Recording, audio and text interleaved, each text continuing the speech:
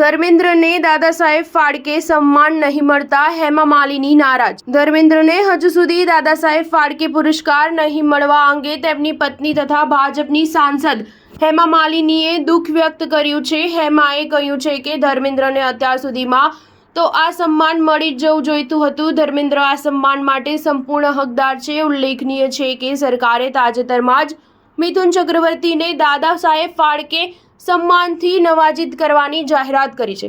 મિથુન ધર્મેન્દ્રની સરખામણીએ ક્યાંય જુનિયર છે। આ ઉપરાંત સરખામણીની રીતે ધર્મેન્દ્રએ મિથુન કરતાં વધારે સફળ અને વધારે રેન્જ ધરાવતી ફિલ્મો આપી છે।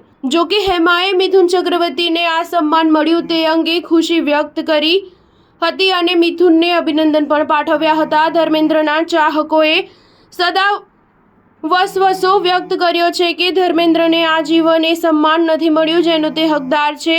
ભૂતકાળમાં ધર્મેન્દ્ર એકથી વધુ વાર ફિલ્મફેર એવોર્ડ માટે નોમિનેટ થયો હતો પરંતુ તેને ક્યારેય એ એવોર્ડ મળ્યો ન હતો। આખરે જ્યારે ધર્મેન્દ્રને ફિલ્મફેરનો લાઈફ ટાઈમ અચીવમેન્ટ એવોર્ડ અપાયો ત્યારે તે એવોર્ડ સ્વીકારતી વખતે ધર્મેન્દ્રએ પોતાનો બેસ્ટ એક્ટર તરીકેનો ફિલ્મફેર એવોર્ડ ક્યારેય ન મળ્યો તે વાતનું બહુ દુઃખ વ્યક્ત કર્યું હતું। 88 વર્ષની વયે હજુ પણ ધર્મેન્દ્ર ફિલ્મોમાં સક્રિય છે અને નાના મોટા રોલમાં દેખાય છે। સ્ટાર ન્યૂઝ 7 હંમેશા સચ્ચાઈની સાથે।